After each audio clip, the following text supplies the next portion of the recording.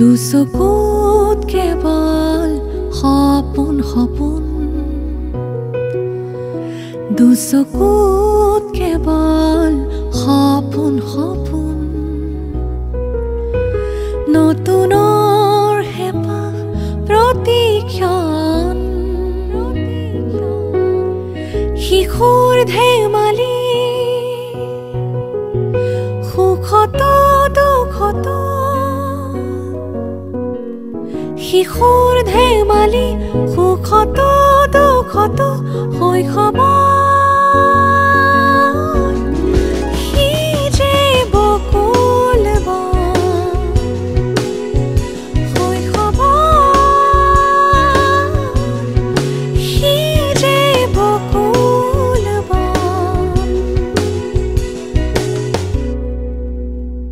সি ভাবি থাকিল কিয় মাতিলে বাৰু ছাৰে।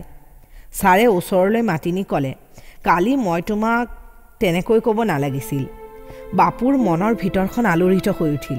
ঘৰত খুৰাকহঁতে ছাৰৰ কথা আলোচনা কৰা বাপুৱে শুনিছে। ছাৰ বোলে কিবা নাস্তিক, ধৰ্ম চৰ্ম নমনা মানুহ। ব্ৰাহ্মণ মানুহ হৈও ডুম চৰাল গৰিয়া সকলো মানুহৰ হাতেৰে খাই বোলে ছাৰে। লগুণটোও বোলে খুলি থৈছে। ছাৰ বোলে বিষ্ণু ৰাভাৰ লগৰ মানুহ। ছাৰে ছবি আঁকে, গান গায়, বিষ্ণু ৰাভাৰ লগত গাঁৱৰ ৰাইজৰ দুখ দুৰ্গতিৰ খবৰ লৈ ফুৰে। বহুতে ছাৰৰ কামবোৰক অদৰকাৰী কাম বুলি কয়। ডেকা মানুহ, পইচা ঘটিব লাগে, ঘৰ বান্ধিব লাগে, বিয়া কৰাব লাগে, এইবোৰহে দৰকাৰী কথা। ছাৰে এদিন লগৰ ছাৰ এজনৰ লগত কথা প্ৰসংগত বাপুৱে কোৱা শুনিছিল, লেতেৰা সমাজ এখনত ভাল বাটেৰে পইচা ঘটিব নোৱাৰি, সহজভাৱে ঘৰ বান্ধিবও নোৱাৰি, আনকি মনৰ মিল থকা ছোৱালী এজনীও বিয়া কৰাব নোৱাৰি। ছাৰৰ লগত কথা পাতি থাকোঁতে এইবোৰ কথাই বাপুৰ মনত অগাদেৱা কৰি আছিল। ছাৰে সেইদিনা বাপুৰ লগত বহু সময় কথা পাতিছিল। ছাৰৰ লগত কথা পাতি থাকোঁতে বাপুৰ নিজকে ডাঙৰ মানুহ যেন লাগিছিল। সেইদিনা ছাৰৰ ভৰি চুই তাৰ ক'বলৈ মন গৈছিল, মই আৰু কোনো কাৰণতেই আপোনাক খং নকৰোঁ ছাৰ।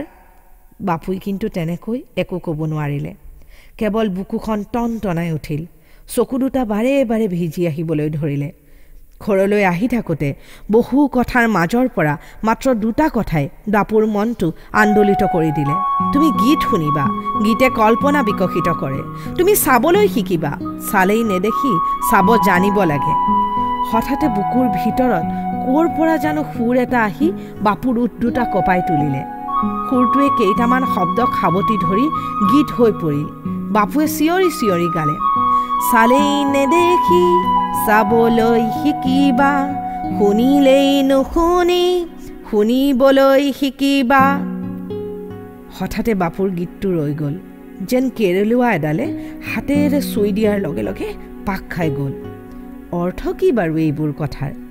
বাপুৱে ভাবিবলৈ ধৰিলে, কেনেকৈ চালে বাৰু দেখি, কেনেকৈ শুনিলে বাৰু শুনি। তেতিয়াই বাপুৰ সৰজু বাইদেউৰ কথা মনত পৰি গ'ল। সৰজু বাপুহঁতৰ গাঁৱৰে দেৱ বামুণৰ ছোৱালী, হাইস্কুলৰ ওপৰৰ শ্ৰেণীত পঢ়ে। এদিন মাকহঁতৰ লগত বাপু কামাখ্যালৈ যাওঁতে সৰজুও গৈছিল। সৰজুৱে কামাখ্যাৰ ধৰ্মীয় পৰিৱেশ দেখি উৎফুল্লিত হৈ পৰিল। বাপু কিন্তু উৎফুল্লিত হ'ব পৰা নাছিল। বাপু নিজেই কিবা গহীন হৈ গৈছিল। সেইদিনা সৰজুৱে কামাখ্যাত যি দেখিছিল বাপুৱে দেখা নাছিল। সৰজুৱে তেতিয়া মন্দিৰৰ চূড়াত পৰি থকা জাক জাক পাৰবোৰ দেখিছিল। বাপুৱে মন কৰিছিল বলিশালখন। সৰজুৰ যেতিয়া শংখ ঘণ্টাৰ শব্দ শুনি ভক্তিত মন বিগলিত হৈছিল। বাপুৱে ৰঙা কাপোৰ লোৱা পাণ্ডা দুজনৰ কাজিয়া চাই আছিল। কপালত ডাঙৰকৈ পূজাৰীয়ে দিয়া দকদকীয়া ৰঙা ফোট, গলত ফুলৰ মালা আৰু হাতত প্ৰসাদৰ মালে এটা লৈ হাঁহি হাঁহি সৰজুৱে যেতিয়া মন্দিৰত অঁকা নক্সাবোৰ চাইছিল, বাপুৱে মন্দিৰৰ ওচৰৰ পুখুৰীটোত হাত ভৰি ধুই সেই পানী মূৰতো লোৱা মানুহবোৰলৈ চাই আছিল। বাপুৰ লগে লগে সিহঁতৰ গাঁৱৰ ৰাইজৰ পুখুৰীটোৰ কথা মনলৈ আহিছিল। ৰাইজৰ পুখুৰীত গৰুক পানী খুৱালে, মানুহে পুখুৰীৰ পানী লেতেৰা কৰিলে দণ্ড ভৰিব লাগিব বুলি পাৰৰ ছাইনবোৰ্ডত লেখা আছে। মাকে কৈছিল, মন্দিৰৰ পুখুৰীটোৰ নাম হেনো সৌভাগ্য পুখুৰী। তাৰ মানে সৌভাগ্য পুখুৰীত ভৰি ধুলেও পানী লেতেৰা নহয় নেকি? গোটেই কথাবোৰে বাপুক বৰ আমনি কৰি থাকে। পাৰ হৈ যোৱা সেই দিনটোৰ ছবিবোৰে আহি বাপুক ব্যতিব্যস্ত কৰি তুলিলে। বাপুৱে তাৰমানে সেইদিনা চাবলৈ নাজানিলে নেকি? সৰজুৱে যেতিয়া নামি অহা বাটত সিংহত শুই থকা মহাদেৱৰ ওপৰত থিয় হৈ থকা কামাখ্যা দেৱীৰ ফটো কিনি আছিল মাকহঁতৰ লগত বাপুৱে দেখিছিল কিবা পাবলৈ আশা পালি যাত্ৰীৰ মুখলৈ চাই থকা অজস্ৰ ৰোগীয়া ভিক্ষাৰী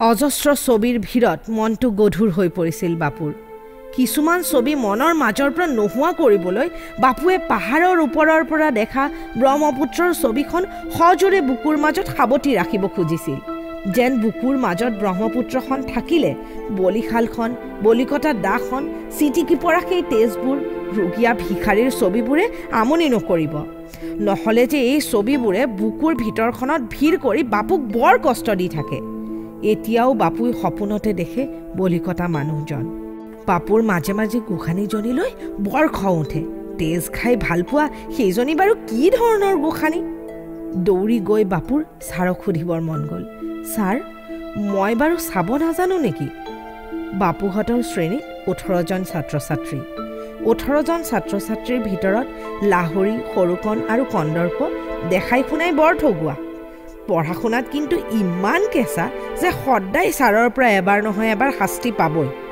অথচ ইমান মনোযোগেৰে শুনি থকা যেন লাগে ছাৰে কয় লাহৰী সৰুকণ আৰু কন্দৰ্পই একো নুশুনে মন নিদিলে হেনো আঞ্জাত লোন হোৱাও গম নাপায় কাষেদি গৰু এটা পাৰ হৈ গ'লেও নেদেখি কোনোবাই মাতি থাকিলেও নুশুনি বাপুৰ মনত পৰে বাপুৰ মাকে কোনোবা আলহী আহিলে আগে ভাগে ভাত খাবলৈ লোৱা খুৰাকক সোধে আঞ্জাখন ঠিক হৈছে নে চানা খুৰাকে প্ৰায়ে কয় মনেই কৰা নাই নহয় চাওঁ ৰচোন কেনে হৈছে আকৌ এগৰা ভাত মুখত দি বৰ মনোযোগেৰে চুবাই চুবাই এইবাৰ খুৰাকে ঠিকেই হৈছে বা নিমখ অলপমান কম হৈছে বুলি কয় এদিন আকৌ ছয়গাঁৱৰ গুমি বজাৰৰ পৰা কিনি অনা বাপুহঁতৰ হাল বোৱা ৰঙা গৰুটো হেৰাইছিল ওচৰৰ বটিয়াপাৰা গাঁৱৰ পুখুৰী পাৰলৈ গৰুটো বিচাৰি যাওঁতে চানা খুৰাকৰ লগত বাপুও গৈছিল চানা খুৰাকে বটিয়াপাৰাৰ বিজয় কাকাক লগ পাই সুধিলে কাকা এইফালে এটা ৰঙা হালোৱা যাৱা দেখছা না বিজয় কাকাই ডাঙৰ ৰহিম বিৰিটো থোপা এটা মাৰি ক'লে